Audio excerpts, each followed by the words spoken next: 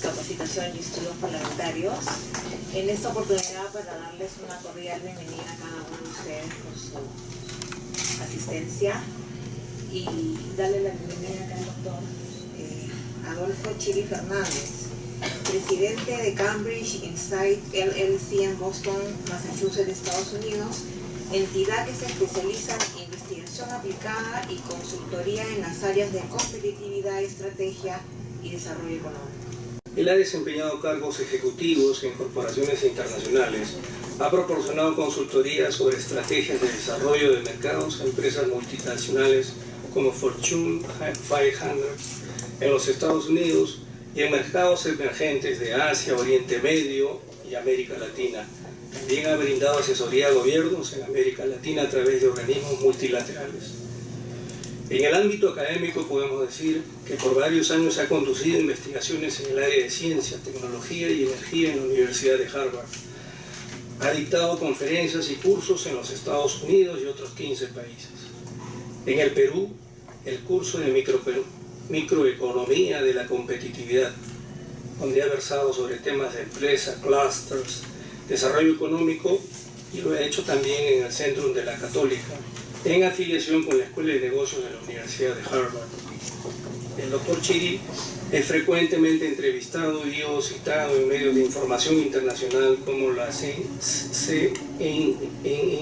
Economist Intelligence Unite, Radio France International. También es autor de artículos especializados en journals, revistas y publicaciones B2B, entre las que destacan 10 ediciones del Latin American Market Planning Report y el de China Consumer Market Report, A Roadmap for Strategic Market Positioning. Igualmente es coautor del libro La seguridad energética, un reto para el Perú en el siglo XXI. Finalmente, diremos que tiene un Master of Arts y un PhD por la Universidad de Miami y un MPA por la Universidad de Harvard. Él nos va a hablar sobre el interesantísimo tema del rol del Estado y la competitividad nacional, y viene a refrescar los aires del debate académico que siempre se da en el Congreso de la República y que lo promueve el Centro de Capacitación y Estudios Parlamentarios.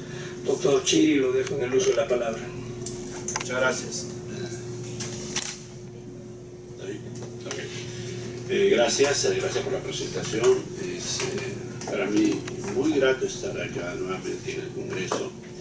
Digo nuevamente porque yo trabajé acá en el Congreso, yo fui asesor, ingresé durante el segundo gobierno del presidente Belaúnde, a mitad de su gestión.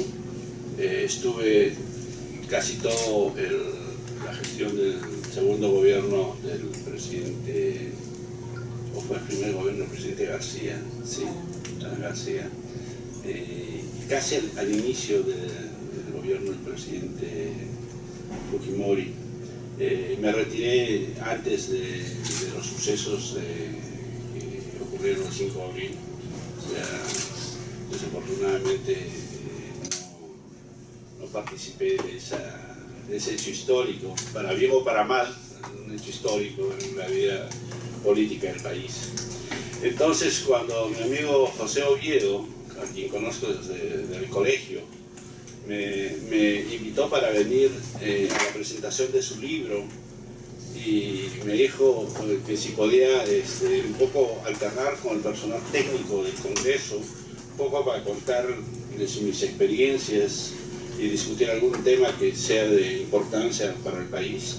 Yo con mucho gusto accedí y bueno, pese a las inclemencias de cruzar Lima y llegar hasta el Congreso, estoy acá, un poco maltrecho, pero en fin, con vida. Estamos acá. Y de lo que quiero conversar hoy día es de un tema que me parece fundamental, es sobre el rol del gobierno en la competitividad nacional. Es un tema que hace mucho tiempo se viene manejando. Yo recuerdo que alguna vez antes que el presidente Toledo asumiera la presidencia, cuando ya había sido elegido presidente, tuvo una gira a los Estados Unidos donde circunstancialmente me encontré y le hicimos notar la necesidad de competitividad. sería que el país tenía que ordenar sus estructuras y orientarlas hacia un fin determinado. No podíamos ir siempre tratando de manejar coyunturas, teníamos que pensar un poco más en largo plazo. Es así que cosas suceden, vienen y van. El Banco Mundial otorga un crédito al Perú para apoyar la competitividad, ¿no es cierto? Ese crédito fueron 200 millones de dólares, no recuerdo.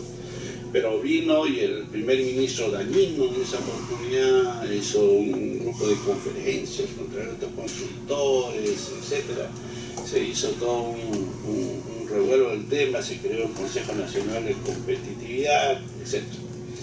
Bueno, de entonces a la fecha la competitividad siempre ha estado flotando en el aire, pero desafortunadamente si vemos los datos, los resultados no se traslucen en avances en productividad. Digo esto, por ejemplo, quien mide la competitividad de los países es el World Economic Forum, que tiene una publicación que es el Global Competitive Report, la última edición del 2018. Dicho sea de paso, ustedes lo pueden ver, está colgado en la internet. El Perú de 140 países ocupa el puesto 63, ¿no? Y entonces en los últimos 10, 20 años ha estado siempre pululando alrededor de esa situación, ¿no? Y esto es preocupante porque el contexto internacional es bastante dinámico. Muchos países han avanzado, todos saben, por ejemplo, que hace 40 años los países sudeste asiáticos eran más pobres que los de América Latina. Y hoy son probablemente los países más dinámicos del mundo. O sea, la economía mundial se está moviendo al Asia, ¿no es cierto? China es un motor central en China, que es manejado por el Partido Comunista Chino, ¿no? Es un eje de la economía mundial. Y después tenemos los otros países pequeños, tipo Vietnam, Indonesia, Malasia, etcétera. Y otro, Singapur, por ejemplo, que nada tiene que ver con el comunismo, que es, podríamos decir, un país capitalista, si lo señalamos en términos de organización económica. También es uno de los más competitivos del mundo, ¿no? Entonces, ¿y qué ha pasado en América Latina? En América Latina probablemente nos mantenemos haciendo lo mismo, buscando resultados diferentes, ¿no? Y ese es un gran problema. O sea, los mismos paradigmas que manejamos nosotros en la época del 60, los 70, hasta los 80, hoy se siguen manejando y creemos que con eso vamos a surgir en un contexto internacional que es totalmente diferente. Estamos viviendo actualmente lo que vivió en siglos pasados el mundo con la revolución industrial, ¿no es cierto? Ustedes saben que con la revolución industrial nacieron las ciudades, nació la clase obrera, nació la clase media, ¿no es cierto? Nacieron todos los derechos sociales que hoy tenemos. Y hoy en el mundo está ocurriendo un proceso de transformación tecnológica tremendo con la tecnología de información, por ejemplo, ¿no es cierto?, que se traslada a todos los campos del conocimiento, la biotecnología, la nanotecnología, etcétera, que hace y reemplaza, por ejemplo, a 10 trabajadores por un ingeniero. Miren, Amazon. Amazon es una de las empresas más grandes del mundo que ha revolucionado la industria de la venta al menudeo, del retail, ¿no es cierto? ¿Qué cosa hace Amazon? Amazon fundamentalmente ha robotizado todos los sistemas. Entonces, lo que ustedes tienen, ya no tienen ahora al trabajador que con su dolly, con su carrito, iba acomodando los paquetes, ¿no es cierto?, en los anaqueles. Ahora tenemos robots, ¿no es cierto?, que en forma computarizada manejan los pedidos, ¿no? Y ahora, por ejemplo, se está introduciendo masivamente, sobre todo en las zonas de los suburbios de los Estados Unidos, donde son grandes distancias, incluso los drones. O sea, los paquetes ya se distribuyen por drones, ya no tienen que ir por tierra. Eso solamente es un ejemplo de cómo la tecnología está cambiando la forma de producir, de distribuir y de consumir. En ese contexto, la mano de obra, ¿no es cierto?, tiene que tener un rol diferente. Entonces, un robot manda a su casa a 10 trabajadores. ¿Eso es bueno o malo? Es malo para los 10 trabajadores, pero es bueno para el consumidor, que va a tener su producto en el momento que él desee. Entonces, todo ese proceso, si lo amplificamos a la medicina, por ejemplo, si lo amplificamos a todos los servicios de las empresas y a los servicios públicos que da el Estado, entonces sugiere que la organización que teníamos antes de esta revolución es obsoleta. La forma de administrar los recursos públicos que teníamos antes de esta revolución ha caducado, no nos sirve. Entonces tenemos que repensar y plantearnos nuevas formas de organización administrativa, de organización social y nuevas formas, tenemos que crear nuevas formas de producir, ¿no es cierto?, distribuir y consumir. Entonces ese es el contexto internacional. ¿Dónde está el tema de la competitividad? El concepto de competitividad a nivel empresarial es muy sencillo, muy sencillo. Si nosotros tenemos empresa de calzados, tenemos 10 empresas de calzados, entonces nos preguntamos, ¿cuál es la empresa más competitiva? Unos dirán la que produce más modelos de calzado, otros dirán la que tiene más mercado, captura más mercado, otros dirán que la marca, la que tiene mejor marca. Eso no es así. La empresa más competitiva es la más rentable, o sea, la que produce más rentabilidad. Ustedes tienen costos, tienen ingresos, estoy abreviando, la diferencia es la utilidad. O sea, la empresa que tiene mayor utilidad es la más competitiva, ¿no es cierto? Entonces, no interesa el resto, porque si la empresa puede tener grandes marcas, puede tener gran cantidad de mercado, pero si no es rentable, no genera utilidades, en largo plazo va a desaparecer, ¿no es cierto? Entonces, este concepto de competitividad se da en un mercado, ¿no es cierto?, que tiene ciertas condiciones. Ese mercado se supone que es un mercado de competencia, ¿no? Entonces, esta empresa es la más rentable, la más competitiva. ¿Por qué? Porque tiene mejor manera de competir con el resto, ¿no es cierto? Ahora adelante, pues todavía no es. Bueno, entonces, ¿qué es lo que nosotros tenemos que ver? Por ejemplo, cuando vemos esa empresa de calzado, esa empresa es más competitiva en la industria de calzado, ¿no? O sea, ese nivel de rentabilidad será diferente, por ejemplo, si pasamos a otra industria, la industria del automóvil, por ejemplo, ¿no? Y así tendremos. Entonces, la rentabilidad y la competitividad de la empresa se da por industrias. Entonces, en cada industria tenemos un mercado. Tenemos un mercado donde hay compradores, donde hay proveedores de recursos, ¿no es cierto?, de insumos para la empresa. Tenemos un mercado donde hay nuevas empresas que entran al mercado, ¿no es cierto? Tenemos en el mismo mercado productos sustitutos que van a sustituir, por ejemplo, el uso de zapatos, ¿no? Esas son las fuerzas que hacen que dinamice el mercado. Entonces, ¿cuál es el rol del Estado en esto? El rol del Estado es garantizar que el mercado sea de competencia. Porque si el Estado se retira y dice que el mercado se autorregula, como es un poco la práctica neoliberal de los 80, que ahora ya ha sido superada en el mundo. Si el mercado se autorregula. No, el mercado no se autorregula, es el rol del Estado de regular el mercado sin interferir las fuerzas del mercado. Por ejemplo, el mercado financiero. ¿Cuál es el producto del mercado financiero? Son los flujos financieros, ¿no es cierto? ¿Cuál es el precio del flujo financiero? La tasa de interés. ¿Y por qué es importante? Porque la tasa de interés mide el costo del dinero. Entonces, si yo quiero comprar una casa, voy a saber cuánto me va a costar prestarme plata del banco. Si yo soy una pequeña empresa, quiero saber cuánto voy a pagar por ese préstamo para comprar la maquinaria y si esa maquinaria me va a permitir pagar el préstamo, ¿no es cierto? Entonces, si el mercado es competitivo, yo como consumidor voy a buscar la mejor tasa de interés, ¿no es cierto?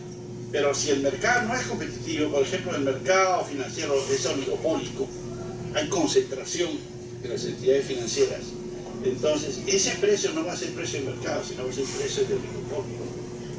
Entonces, en ese caso, el Estado no está garantizando que el mercado sea competitivo. En ese caso, quien se perjudica es el consumidor. Y en ese caso, ese esa industria no es competitiva, ¿no es cierto? Podrán las empresas más grandes o las empresas monopólicas de ese mercado tener grandes utilidades, pero no es porque sean competitivas, sino porque tienen imperfecciones en el mercado, ¿no es cierto?, que les permiten tener esas ganancias astronómicas, no por sus propias capacidades. Y una prueba de eso es que estas empresas, que en los mercados domésticos son altamente competitivas, diría yo que tienen altas rentabilidades, no son capaces de competir en el mercado internacional, porque en el mercado internacional las reglas de juego son distintas. Entonces no pueden salir al mercado internacional, fracasan, pero no, tampoco dejan que actores internacionales que sean competitivos puedan competir en el mercado doméstico. Es error del Estado garantizar eso, ¿no? Entonces, en cada elemento que vemos en el mercado tiene que estar presente el Estado.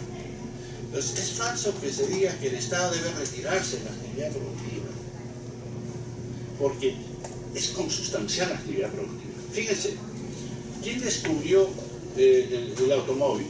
Henry Ford, ¿no es cierto? Él hizo su automóvil. ¿Ustedes creen que la industria del automóvil hubiera desarrollado si no participa el Estado? No. ¿Quién iba a hacer las pistas, las carreteras? Esas son actividades que ha hecho el Estado. Entonces, al hacer esas pistas y esas carreteras, los automóviles, ¿no es cierto?, se pueden conducir, se pueden usar, y hoy todos queremos tener un automóvil. Entonces, no hay esa relación adversa, más Estado, menos sector privado. Al contrario, es antidistancial. El Estado siempre está presente en todo. Miren en los Estados Unidos, las empresas más grandes, ¿cuáles son? Apple, ¿cierto?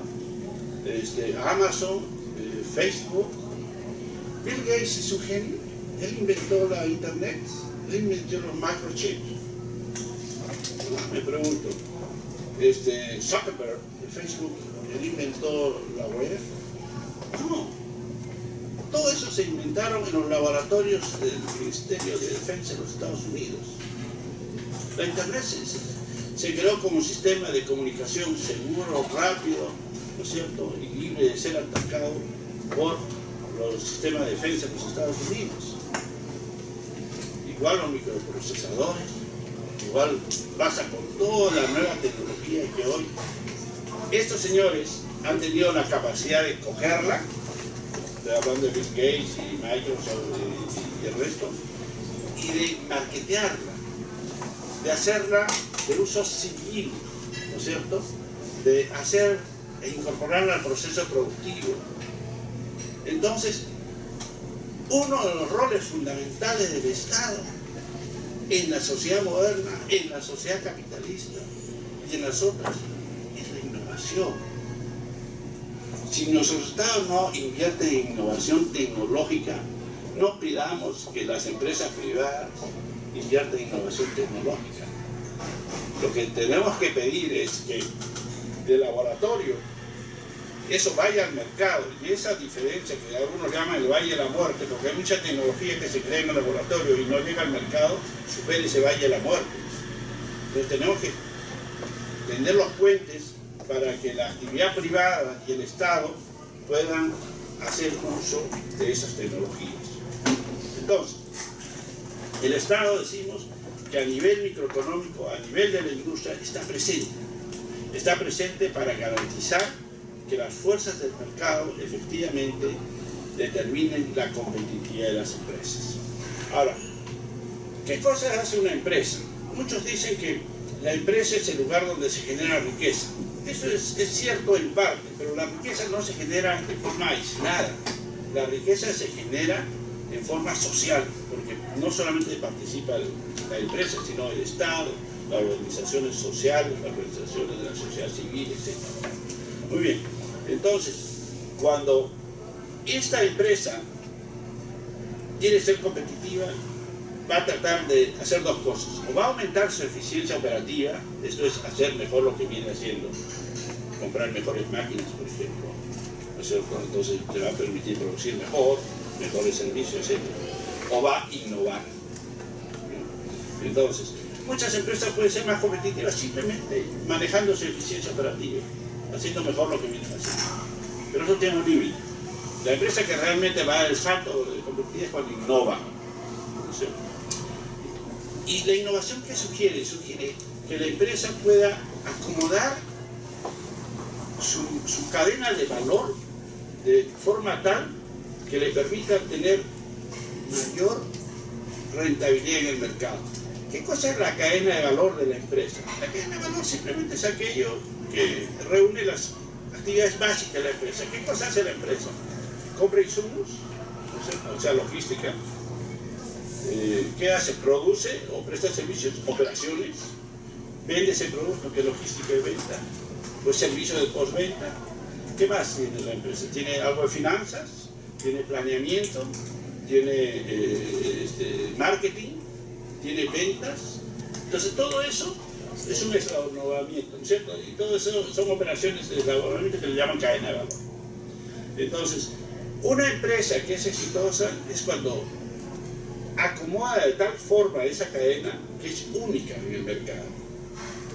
¿Ya? Porque si usted va a copiar lo que hace el competidor, siempre va a ser, no va a ser mejor que el competidor, simplemente van a hacer una carrera los dos haciendo lo mismo y ninguno va a sobresalir, porque el que sobresale es el que es único, el que es diferente, el que satisface de una manera diferente las necesidades del consumidor. Ese es el exitoso. Y para ser único uno tiene que tener una propuesta de valor, es decir, qué necesidades, qué consumidores y cómo lo voy a satisfacer. Entonces, eso hace que una empresa sea dinámica, sea competitiva, sea ágil y que realmente desarrolle en el mercado. Ese tipo de empresas nosotros queremos, no la que va a copiar al vecino, no la que va a repetir lo que otros hacen. Por eso lo menos innovativo es el franchising, ¿no? Uno compra una marca, uno compra una forma de hacer un producto y la pone en el mercado. Puede vivir con eso, pero eso no debe ser la cosa competitiva. Ahora, en este mundo moderno, las empresas, ¿no es cierto?, conquistan su mercado natural, su mercado doméstico y salen al mercado internacional. Pero no salen necesariamente exportando, es una manera de salir. Salen distribuyendo su cadena de valor en el mundo, que eso hacen las multinacionales. La parte de investigación y desarrollo la voy a poner en tal país, en Suiza. La parte de marketing la voy a poner en Estados Unidos. La parte de financiamiento la voy a poner en Londres, etc. Entonces, la empresa se vuelve internacional. Esa es una empresa multinacional que tiene operaciones en todo el mundo, ¿no es cierto? Entonces, eso es desde el lado de la empresa. Desde el lado de los países, ¿qué hacemos? Sobre todo los países en desarrollo, tratamos de atraer a nuestro país, ¿no es cierto?, una parte de esa cadena de valor. Por ejemplo, Costa Rica en los 80 desesperadamente buscaban atraer a Intel para producir los microprocesadores. Y tuvieron éxito. Hicieron que una planta de Intel se ponga en Costa Rica para fabricar los microprocesadores mundiales, ¿no? Entonces, cuando vemos hoy en la cadena de producción mundial, vemos que casi todos los productos pertenecen a todo el mundo. Vean ustedes el Apple que todos usamos, ¿no es cierto? El Apple, una parte es investigación y desarrollo, que está en California, otra parte es la producción de chips, que está en el sudeste asiático, etc. Al final se ensambla en China, le dicen Made in China. Pero China se queda solamente con $5 de los $800 que es en el mercado del producto, porque el resto se distribuye de todas partes. Entonces, es nuestra obligación, si estamos trabajando en una empresa, buscar la mejor localización para colocar las diferentes partes de nuestra cadena de producción, nuestra cadena de valor. Y si trabajamos para el gobierno, es nuestro interés atraer esas inversiones, ¿no es cierto?, que van a hacer alguna parte de producción de la cadena de valor. Entonces, el Estado está presente en la competitividad microeconómica, empresarial. No es que el Estado no tenga que pensar, al contrario, es consustancial. Si no hay un buen Estado que sepa regular el mercado no va a ser competitivo, el mercado va a ser mediatizado, va a estar dominado por grandes actores, va a estar dominado por monopolios, y el que sufre al final es el consumidor y las propias empresas que no se están preparando para competir en el mundo. Es a nivel macroeconómico. Ahora, a nivel de región o de país, que es el nivel más agregado, el nivel macroeconómico, la competitividad. En realidad, como le decía, es fácil hablar de competitividad a nivel macroeconómico empresarial, pero es más complicado hablar a nivel de país. Tanto así que los scholars que se dedican a hablar de la teoría de competitividad no se han puesto de acuerdo en una definición sobre lo que es competitividad nacional, ¿no? Hay muchas obras de muchos autores, de Porter, del Premio Nobel de Economía, Paul Krugman, etc., que tienen diferentes posiciones al respecto. Hay una institución que le dije, el World Economic Forum, que ha tomado una definición operativa que nos ayude más o menos a manejar el tema de competitividad del país, y dice, son todas aquellas instituciones, normas y factores que ayudan a la productividad del país, que ayuda a que se utilicen con mayor productividad los recursos del país, ¿no es cierto? Entonces, frente a ese tipo de definición, la productividad se convierte en elemento central, ¿no es cierto?, del concepto de competitividad a nivel macroeconómico. Entonces, lo que tendríamos que hacer es aumentar nuestra productividad como país, y eso es, tenemos que aumentar la productividad de la mano de obra, tenemos que aumentar la productividad del capital, tenemos que aumentar la productividad del uso de los recursos naturales, etc. Entonces la productividad es el elemento central. Ahora bien, para aumentar la productividad, ¿qué se necesita? Bueno, se necesita casi de todo, pero fundamentalmente utilizar los recursos, principalmente del trabajo, de manera más adecuada. ¿De qué depende eso? O sea, cuando nosotros decimos la empresa, bueno, va a ser competitiva, etc., no hemos hablado que esa empresa, para ser competitiva, por ejemplo, necesita, aparte de su cadena de valor, necesita un personal adecuado, calificado, ¿no es cierto?, que sea altamente productivo. No hemos dicho que esa empresa, para funcionar y ser competitiva, necesita estar en un medio ambiente que le garantice, ¿no es cierto?, producir sus productos, por ejemplo, que tenga buenas carreteras, que la electricidad funcione las 24 horas del día, ¿no es cierto? Eso es infraestructura. No hemos dicho que sus trabajadores sean saludables, que no estén enfermos todo el tiempo. Entonces, si están enfermos todo el tiempo, no van a producir bien. Tampoco hemos dicho que el lugar donde operan las empresas, ¿no es cierto?, sea un lugar que haya seguridad, porque si ustedes salen de la empresa, trabajan horas extras y los asaltan en la esquina de la empresa, nunca más se van a quedar a trabajar horas extras, ¿no es cierto? Y así. Entonces, todos estos elementos son en lo que le llaman en inglés el business environment, el ambiente de negocios que debe tener, que debe ofrecer la localidad y el país. Por ejemplo, cuando ustedes ven el caso de Perú, de los 140 países que evalúa el World Economic Forum, el Perú está en el puesto 136, casi al final, en lo que se refiere a confianza en el poder policial y la aplicación de las leyes. Entonces, si yo soy inversionista y veo que si tengo una controversia y voy a ir al Poder Judicial, no me va a hacer justicia. ¿No? Igual pasa en otras cosas. Vean ustedes el cuadro y vean dónde estamos en el puesto 136, por ejemplo, la capacidad de la policía para combatir el delito, el puesto 136. Y claro, y para eso no es novedad para nosotros los peruanos. Nosotros estamos viviendo el caso de los jueces del Callao, ¿no?, que fijaban precio para todo.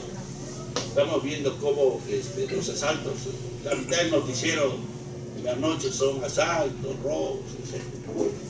Entonces, todo eso tiene que ver con el ambiente de negocios, y tiene que ver con el Estado. Tiene que ver con el Estado. O pretendemos que la empresa privada ponga su guardia privada y empiece a tomar presa a la gente y ponga su juez privado. No, para eso primero un Estado-nación, ¿no es cierto? Entonces, cuando hablamos de competitividad tenemos que hablar fundamentalmente de cómo mejorar el ambiente de negocios, para que los negocios sean prósperos y para que la inversión extranjera pueda venir a invertir al país. Y en eso el rol del Estado es fundamental. Entonces, nosotros, la década del 80, cuando vino toda esa ola neoliberal, decían que el Estado es muy grande, que el Estado simplemente pone regulaciones, que perturba la actividad privada. En parte es razón, porque cuando el Estado tiene tantas regulaciones, limita la iniciativa privada, no deja que el sector privado pueda desarrollar su capacidad de innovación.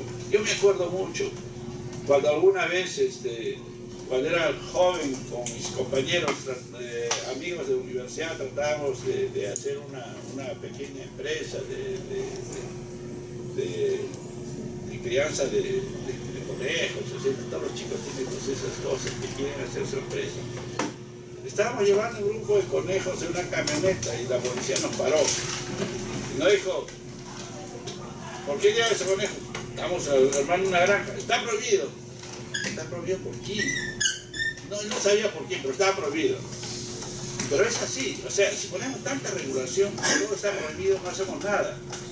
¿No es cierto? Entonces, la mala regulación es enemiga del funcionamiento del mercado. Pero eso no quiere decir que no debe existir mercado, o que no debe existir el Estado. Al contrario, tiene que existir un Estado inteligente, fuerte, grande, y que haga que funcione el mercado. Si ustedes ven la OECD, los países más competitivos de la OECD, el tamaño del Estado alcanza a los 35-45% del PBI. Estamos hablando del 35-45% del Producto Bruto Interno, que es un gasto del Estado, o sea que el Estado controla, maneja. Y en el Perú no llegamos al 19%. Tenemos un Estado enano, tenemos un Estado pequeño, que no tiene recursos. Entonces, no podemos garantizar con ese Estado el funcionamiento de una economía de mercado. Por eso vivimos en una suerte de anarquía. Sino, ¿cómo nosotros podemos entender que del 75 al 80% de la fuerza de trabajo, ¿no es cierto?, estén fuera del mercado formal, sean informales? ¿Y la informalidad qué cosa es? Simplemente trabajo refugio. Eso no es para salir a asaltar, sino que bueno, tengo que salir a la calle para ganar algún dinero. Si ustedes solamente ven y piensan en ese indicador, van a ver lo dramática que es la situación del país. Entonces, el 75% de fuerza de trabajo no está incorporada al sistema formal, legal.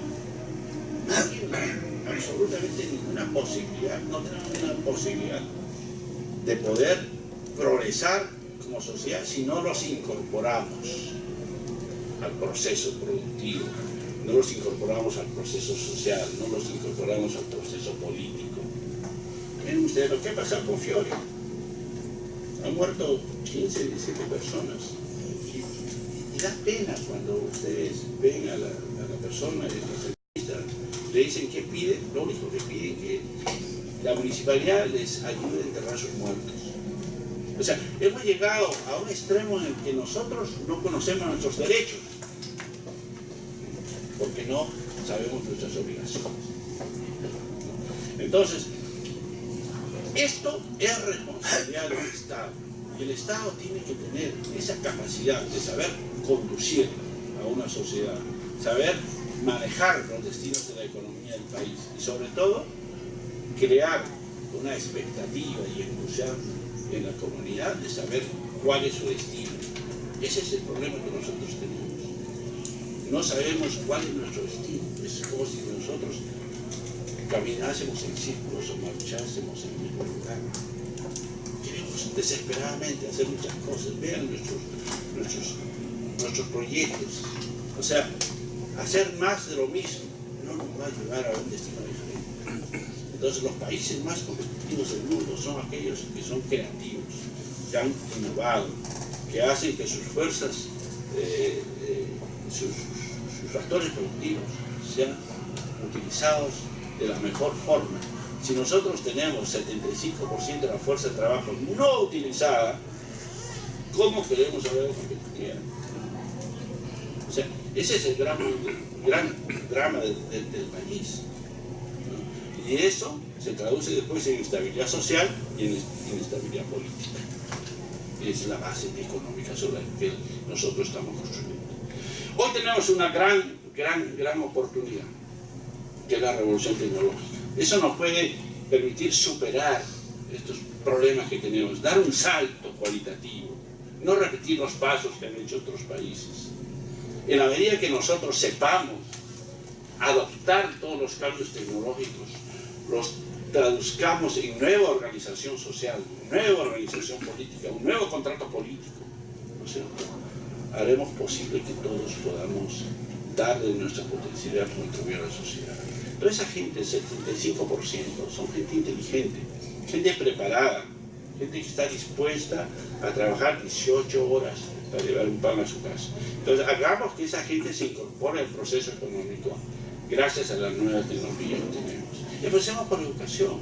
Oye, es tan fácil autoeducarse. Solamente tenemos que tener acceso al internet, ¿no es cierto? Entonces, ¿por qué el Ministerio de Educación no hace programas de educación masiva, libre, abierta al público, en todos los niveles? Todos los niveles de capacitación de la mano de obra. ¿Por qué no lo hacen? Están pensando en ideología y género, eso está bien, pero pensemos en cosas que realmente van a solucionar problemas a largo plazo. Entonces, en todos los campos, cuando hablemos de competitividad, pensemos en eso, que el reto está allá, que los diagnósticos los conocemos, pero miren, toda mi vida yo he leído esos diagnósticos y lo mal que estamos, pero no estamos proveyendo soluciones nuevas, porque las soluciones que se plantean son soluciones viejas, con paradigmas antiguos. O sea, busquemos soluciones modernas, nuevas, incorporemos las tecnologías, incorporemos sobre todo una manera fresca de ver los problemas del país, ¿no? Y creemos liderazgos en todos los niveles de la sociedad para crear eso que llamamos amor propio, ¿no es cierto? Y entusiasmo para lograr objetivos nacionales. ¿Okay? Bueno, muy bien, lo dejamos ahí. Señores, pasamos a la rueda de preguntas. Por favor, al formular la misma, apretar el botón grande de la base del micrófono para que pueda ser registrada su intervención en la grabación audiovisual. Decía que un par de preguntas por temas que me interesan por razones profesionales. Usted conoce la Política Nacional de Competitividad que aprobó el gobierno actualmente, está en vigencia, y se está elaborando el Plan Nacional, ¿no? El sector privado ya presentó su Plan Nacional de Competitividad y Productividad actualmente, lo presentó en el último CADE. Lo que quería saber era si usted ha participado, le parece bien esa política que ha diseñado el gobierno, o habría que replantear su propuesta que ha hecho. Lamentablemente el plan hasta no sale porque parece que tiene problemas para ponerse de acuerdo qué va en ese plan, porque ha sido criticado en el tema de la competitividad con respecto a los problemas laborales que esto ocasionaría. Los trabajadores de las centrales ya se han pronunciado, ¿no? Porque hay un tema de la competitividad que el sector empresarial siempre propone en el debate nacional, que es el problema de la mano de obra, que es muy cara, y los costos laborales, ¿no? Entonces, competitividad es igual a cómo sacarle la plata al bolsillo del trabajador y ponerlo al bolsillo de los empresarios. Recientemente salió un cuadro publicado en Gestión respecto a la competitividad del sector textil en el mundo, y 0.78 de dólar es lo que le pagan a los trabajadores en Vietnam, frente a otros indicadores que van por 2, 3 dólares. Entonces, el país más competitivo es el que le paga menos al trabajador, ¿no? El otro tema que me interesa es el tema de qué tiene que ver el tema de la competitividad y la productividad con el enfoque de desarrollo territorial que plantea el gobierno. No sé, que es el quinto eje de la política de gobierno, es el tema de desarrollo territorial, el enfoque de desarrollo territorial en el marco de la descentralización. O sea, cómo hacer competitivos territorios. O sea, cierto? O sea, territorios que van más allá de los departamentos, ¿no? Y acá traigo a colación el último programa que tenemos, el de Fuerabamba, que es el tema del... está ubicado Apurímac en el triángulo de la pobreza del país, como usted muy bien sabe, ¿no? Pero ocurre que en Apurímac se van a desarrollar 7 proyectos mineros más. Usted sabe el impacto que eso va a tener en ese departamento. Y en el corredor minero, pues hay como cerca de 20 proyectos más mineros. En consecuencia, vamos a seguir viendo que las comunidades, los pueblos de esas zonas ven pasar la riqueza que sale todos los días de su territorio y siguen siendo eternamente pobres. ¿O qué habría que hacer para que esa riqueza que sale de ese territorio también permita el desarrollo territorial de esa zona? Sí, a ver, son dos temas muy importantes. Este decreto, no sé si el decreto supremo que se presentó el 31 de diciembre del 2018, ese plan de competitividad, es muy interesante, sobre todo académicamente es interesante, tiene definiciones, experiencias, etc. Inclusive yo diría, bueno, está bien, lo aceptamos, porque es fácil criticar y decir no está esto, no está esto, no está aquello. Ahora, pero no es la primera vez que se ha hecho esto. En el año 2010, me parece, yo estuve acá en el Perú con el profesor Porter, hicimos un trabajo para el Perú sobre estrategia de competitividad. Nos llevó un año, un trabajo de investigación serio. Planteamos objetivos, planteamos metas concretas de alcanzar al 2021, pues, que es el aniversario de nuestra 200 años de nuestra independencia, etc. Y bueno, puede ser ese trabajo también criticable como todo. Pero el problema no está allá, el problema está en la implementación. O sea, por más que estos estudios, estos proyectos sean buenos, no van a llegar más allá qué sé yo, de la etapa de entusiasmo o de lo que duran las primeras planas, porque no hay capacidad en la estructura del Estado de implementar esto. Como usted bien señala, cada grupo de interés va a tratar de jalar agua para su molino. Porque si nosotros hablamos de un proyecto nacional de competitividad, tendríamos que tener consenso de estas fuerzas y para eso necesitamos liderazgo, no simplemente escuchar qué quieres o qué quieres. Miren ustedes, los empresarios, claro, dicen los costos laborables y ponen el ejemplo de Vietnam, pero eso no es cierto. Porque fíjense, los países más competitivos del mundo, vean quiénes son los más competitivos. Primero Estados Unidos, después está Singapur, Suiza, Japón, etc. Los salarios son bajos. Los obreros ganan salarios de hambre, no tienen protección social, no tienen seguro de desempleo. Eso no es cierto. Al contrario, los países más competitivos tienen una fuerza laboral que es también competitiva y que tiene altos salarios. Y además sería contraproducente pagarles sueldos bajos a la mano de obra cuando ellos son los consumidores en el mercado. Y esta es una sociedad de consumo, ¿no es cierto?, donde el consumo es la que promueve el crecimiento del producto. Entonces es un círculo virtuoso. Por eso que debemos tener que quien vende su fuerza de trabajo debe tener ingresos altos para poder ser un buen consumidor, ¿no? El problema es que nosotros solamente lo empujamos el consumo con los créditos. Entonces quien gana no es ni la empresa ni el consumidor, sino el sector financiero. Esa es otra cosa, pero en fin. Entonces, por eso yo le digo, este proyecto de competitividad puede ser interesante, pero no debe basarse en el salario de los trabajadores, debe basarse en aumentar la productividad.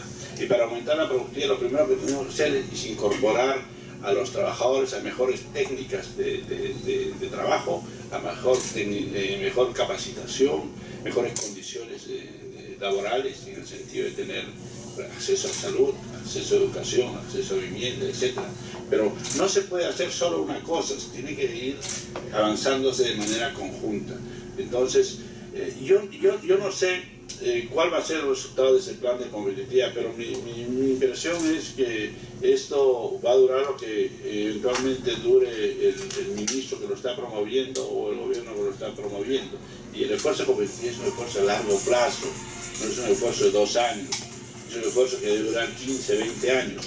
Entonces, así como tenemos un acuerdo nacional, este tiene que ser una visión de primero a dónde queremos nosotros posesionarnos en la economía mundial y a partir de eso encaminar todos nuestros esfuerzos nacionales del sector público, del sector privado a lograr esos objetivos. Si no, simplemente lo que estamos haciendo es hacer lo mismo. O sea, ¿cuántos planes competitivos hemos tenido? O sea, yo me acuerdo de la época del ministro Dañino, ¿no es cierto? Entonces cada vez hacemos planes y planes de competitividad, ¿no? Y estos se quedan en los anaqueles. De manera que yo creo que el mover la actividad de competitividad no es solamente una actividad de un plan de competitividad, es fundamentalmente un esfuerzo económico, un esfuerzo político y un esfuerzo de movilización social. Si no hay esos componentes, muy poco se puede hacer. El componente político simplemente no está alineado con el componente económico, entonces es muy poco lo que se puede hacer. Ahora bien, el otro tema sobre la competitividad regional. Claro, nosotros nos hemos incorporado a la economía mundial hace 500 años exportando minerales. Y hoy, después de 500 años, el 80% de nuestras exportaciones son minerales. Entonces no hemos diversificado nada. O sea, no hemos aprendido a producir nada. Y ese es el drama del país. Porque cuando nosotros, nuestra política económica, la orientamos simplemente al crecimiento, ¿no es cierto? Entonces vamos a encontrar que lo que más ayuda al crecimiento es la minería, porque es lo que más exportamos. Entonces cuando los precios de los minerales suben, la economía crece, sin mover un dedo. El resto, la informalidad sigue igual, la educación sigue igual, la salud sigue igual, pero hemos crecido. Entonces, eso políticamente da rédito, dice, la economía ha crecido. Pero eso no significa nada, ¿no es cierto? Es un indicador, una necesidad. El crecimiento económico es una condición necesaria, pero no suficiente para lograr el desarrollo del país. Entonces, en el Perú, nosotros hablamos de regionalización sin tener en cuenta cómo está la estructura productiva del país. Porque nosotros tenemos que pensar más allá de la regionalización política, que trae muchos líos políticos con los casicazgos regionales, tenemos que pensar en zonas de actividad económica, zonas que nos permitan diversificar la economía, zonas que nos permitan crear motores económicos para que esas zonas puedan desarrollar y puedan tener mayores niveles de vida. O sea, la minería está bien, pero no vivamos de la minería. La minería dejémosla ahí, démosle impulso a todos otros sectores que pueden ser motores de crecimiento y desarrollo económico. Entonces tendremos una, como otros países que tienen recursos naturales, que tienen minería, como Canadá. Canadá tiene una minería de primer orden, pero es una minería que no es la única actividad económica. Porque Canadá tiene un gran sistema financiero, tiene un gran sistema industrial, tiene un potencial inmenso en el sector marítimo, etc. Entonces, tenemos que lograr eso. O sea, acá la discusión no es o minería o no minería, sino es totalmente diferente. No Estado o sector privado, no. Dejemos ahí que siga su proceso y tratemos de crear nuevas formas de desarrollo regional basado en zonas económicas y en diversificación productiva. Gracias, doctor. La siguiente pregunta, por favor, si no tuvieran a bien presentarse. Pertenezco a la Comisión de Fiscalización. Bueno, yo quería comentarle que todas esas políticas que usted refirió de género, bueno, también son aplicadas a presión, ¿no?, por los países desarrollados, ¿no? Y a veces lo obligan también a las actividades económicas, a préstamos, ¿no?, a deudas externas también. Y a mí me parece también que Perú es el primer puesto en facilidades judiciales para empresas internacionales. No creo que estamos un puesto por debajo del 100, pero sí, yo quería consultar con su experiencia y bueno, toda su sapiencia, Cuando escucho a varios analistas en temas económicos, ellos refieren que el Perú tiene un sistema de piloto automático. Independientemente que el ministro de Economía ingrese o no, el país sigue en torno al movimiento económico mundial, ¿no? A los países, a los primeros países, ¿no? Gracias. Hay una encuesta que se hace anualmente a ejecutivos internacionales que tienen inversiones internacionales. Y la percepción de ellos es que el sistema judicial peruano está así en el puesto 136, o sea, es una percepción de ellos. Podemos decir que sí o que no, pero es en forma comparativa con otros países. Ahora, sobre la presencia de las instituciones multinacionales, es cierto, o sea, hay mucho condicionamiento para los créditos que nosotros vamos a pagar, ¿no es cierto? Inclusive hay créditos de organismos multinacionales que sugieren quiénes van a ser las empresas constructoras, ¿no es cierto? ¿Quién va a ser el constructor que va a llevar a cabo el estudio de manera informal, ¿no es cierto? Entonces, hay toda esa presión sobre los países en desarrollo y desafortunadamente con esos paquetes no nos viene lo mejor que en el mercado internacional. No viene probablemente parte de la burocracia internacional que pulula en esas instituciones, porque los que son exministros, ¿a dónde van a trabajar a esas instituciones? ¿Por qué? Porque les han abierto la puerta y les han hecho, han sido muy permisivos con esta institución. Entonces es una puerta giratoria, ¿no? Yo creo que acá tenemos que tener más confianza en nuestras propias capacidades, en nuestras propias organizaciones. ¿Por qué estas organizaciones imponen eso en nuestros países? Porque no tenemos capacidad de respuesta, porque no tenemos organizaciones sólidas. Y la democracia funciona en tanto funcionan sus instituciones. Cuando tengamos, por ejemplo, un Congreso institucionalizado, más allá de los congresistas que entran o salgan por la voluntad popular, sino un cuerpo técnico especializado que sepa cómo hacer leyes, que sepa, que tenga la memoria institucional de las comisiones investigadoras, que sepa y que tenga memoria institucional de la legislación y de la problemática de los países, porque fíjense, este es un lugar tremendo, acá viene todo el mundo, acá todo el mundo les cuenta la historia, ustedes tienen acceso a toda la información que produce el país. Entonces, si ustedes no trabajan en forma institucional, ¿dónde se va todo ese conocimiento? ¿Dónde se va esa experiencia? Se va con ustedes. Y si ustedes no están trabajando, lo mío se pierde. Tendrá pues un valor mínimo en otros actividades. Entonces tenemos que institucionalizar el país. Cuando institucionemos toda la administración del Estado, por ejemplo las empresas, los ministerios, el Congreso, el Poder Judicial, etcétera, el Poder del Estado, entonces vamos a tener capacidad de respuesta con las instituciones internacionales. No vamos a aceptar fácilmente que nos impongan las cosas. Inclusive en muchos países los ministros o los secretarios tienen que consultar la decisión que van a tomar con sus estamentos técnicos que vienen actuando por muchos años en la institución en la que ellos están dirigiendo. ¿No? Tenemos que llegar a esos niveles. Vamos a ver que va a ser bien difícil que logremos. Efectivamente los diagnósticos y gobierno tras gobierno tiene diagnóstico y más diagnóstico y seguimos con los diagnósticos. Tenemos planes, tenemos proyectos y siempre se tienen planes y siempre se tienen proyectos. Tenemos un Estado que no tiene, o gobernantes que no tienen una visión de futuro, de qué es lo que deberíamos hacer en el futuro, de cómo mejorar nuestra educación, cómo mejorar la capacidad de nuestras universidades en la investigación tecnológica.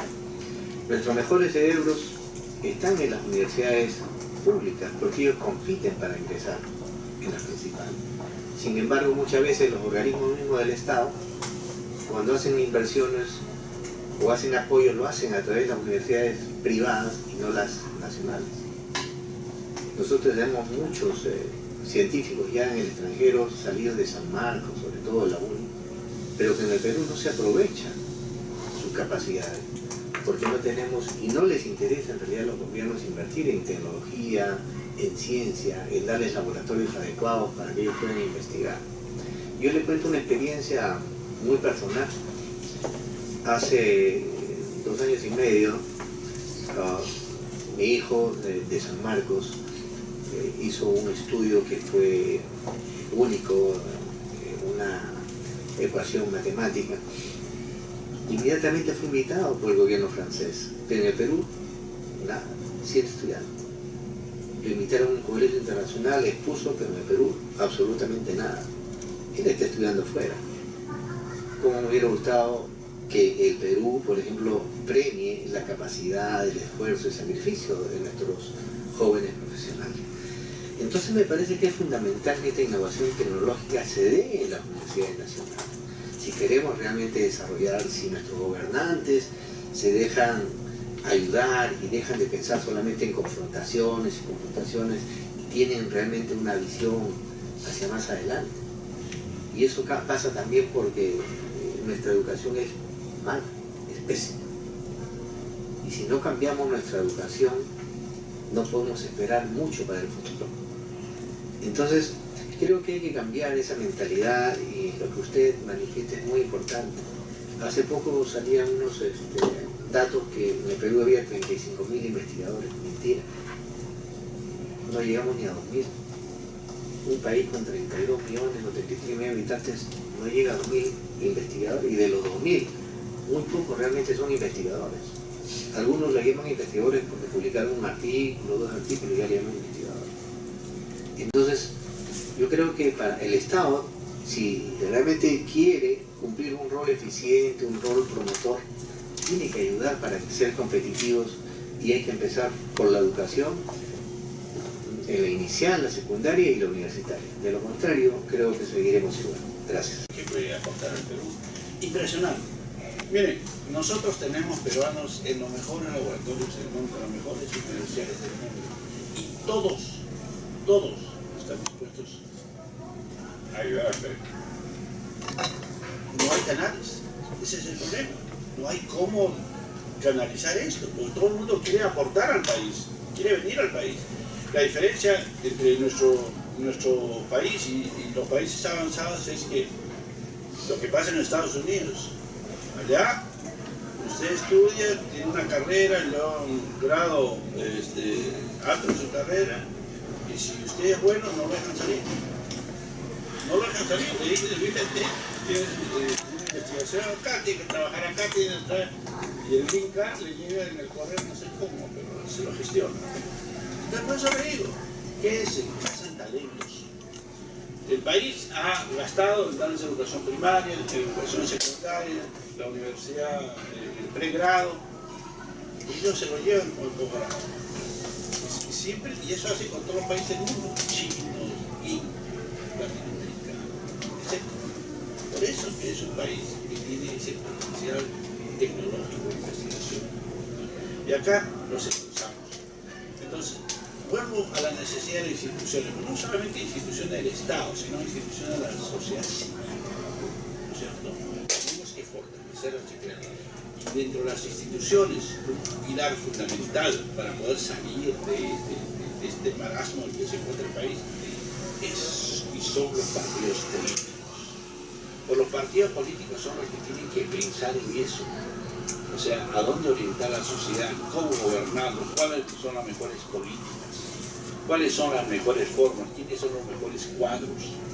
Porque mañana me ponen en la presidencia y tengo que tener cuadros técnicos y políticos que sepan lo que estamos pensando, que sepan de nuestra propuesta y poder llevar al país a esos objetivos. Pero si no, voy a ser un general sin comandantes, sin oficiales. Y ese es el problema. En el Perú, desafortunadamente, en muchos países de América Latina, los partidos políticos han casi desaparecido. Entonces, una tarea fundamental cívica, ¿no?, que para sustentar la democracia es participar en el proceso político. Cuando estemos en los procesos políticos, obligar a que se piense en esos temas sistémicos, en temas de estrategia nacional, en temas de una propuesta nacional del país. Entonces, cuando tengamos eso muy claro y que tengamos esas propuestas, va a ser mucho más fácil atraer a la mejor gente que tenga el Perú, y a la hora que lleguen al gobierno puedan desarrollar sus capacidades y puedan desarrollar las propuestas que tienen. Mientras tanto no tenemos propuestas. Vean ustedes lo que tenemos alrededor. No hay mucho. Repetición de algunas ideas marqueteras, nada más. Gracias. Siguiente pregunta. Sí, adelante. Buenos días con todos, mi nombre es Edgar Barres. Primero agradecer al Centro de Capacitación por estos temas y al doctor Chini por exponer sus grandes expectativas que tiene a nivel mundial y a nivel internacional. Una consulta. Bien, todos sabemos de que, como usted dice, no solamente basta con tener la capacidad o el entusiasmo, mejor dicho, para poder cambiar un país. Yo quisiera hacer una consulta, y más que una consulta, una pregunta. ¿Qué podemos o qué el Estado puede hacer con los grupos de poderes? ¿Qué podemos hacer? O sea, nosotros sabemos muy bien que el caso de ahora, por ejemplo, ¿no? Todos sabemos que Odebrecht expone y dispone lo que puede hacer en esos años. ¿Y qué podemos hacer eso? O sea, ¿qué podemos hacer nosotros como Estado, más que todo como ciudadanos también? Bueno, es difícil la pregunta porque fíjense, ¿qué puede hacer el Estado con los grupos de poder? Yo le pregunto, ¿el grupo de poder son diferentes al Estado? Había preguntado sobre eso. ¿Por qué hay grupos de poder? Porque no hay otro grupo, ¿no es cierto? Otros grupos que realmente hagan balance al poder, ¿no? Entonces, yo sé lo que usted me está diciendo, simplemente quiero ser irónico. La presencia tan grande de los grupos de poder en ciertos países hace que sea difícil distinguir entre lo que es el Estado, o sea, los intereses del Estado que representa a todos, y los intereses del grupo de poder. ¿Ya? Ese es el problema. ¿Y por qué sucede eso? Porque no hay un contrapeso. O sea, hemos perdido todo el contrapeso de la sociedad civil, ¿ya? Que no son los grupos de poder. Entonces, tiene que haber organizaciones de la sociedad civil, entre ellos los partidos políticos, ¿no es cierto?, que le hagan el contrapeso al grupo de poder y que el Estado realmente gobierne para todos, o sea, ejercite su poder para el beneficio de toda la sociedad, porque esa es la idea. Porque si no, estamos en una oligarquía, en una tiranía, lo que usted quiere, no es democracia. La democracia, de alguna manera, recoge el sentimiento original de Atenas, de la antigua Grecia, que quería la participación de los ciudadanos en el gobierno de la ciudad, ¿no? Y ahora en este caso el gobierno del país. Entonces, si nosotros no trabajamos, no nos esforzamos, le podemos tocar la puerta todos los días al Estado, que además es una entidad que está tan estratificada que, por ejemplo, ustedes trabajando acá son parte del poder del Estado. Y yo sé que muchos de ustedes quieren hacer las cosas y quieren cambiar el país para mejor, pero sin embargo están tan limitados por un conjunto de camisa de fuerza, ¿no es cierto?, que por más que nos esforcemos no podemos hacer mucho. Pero si nosotros actuamos no individualmente, sino orgánicamente a través de nuestras instituciones, podemos influenciar a que el Estado realmente se aleje más de esos grupos que en todas las sociedades existen, esos grupos de poder tan grandes que capturan al Estado, ¿no es cierto?, para que el Estado actúe en función de sus intereses y no en los intereses de la mayoría.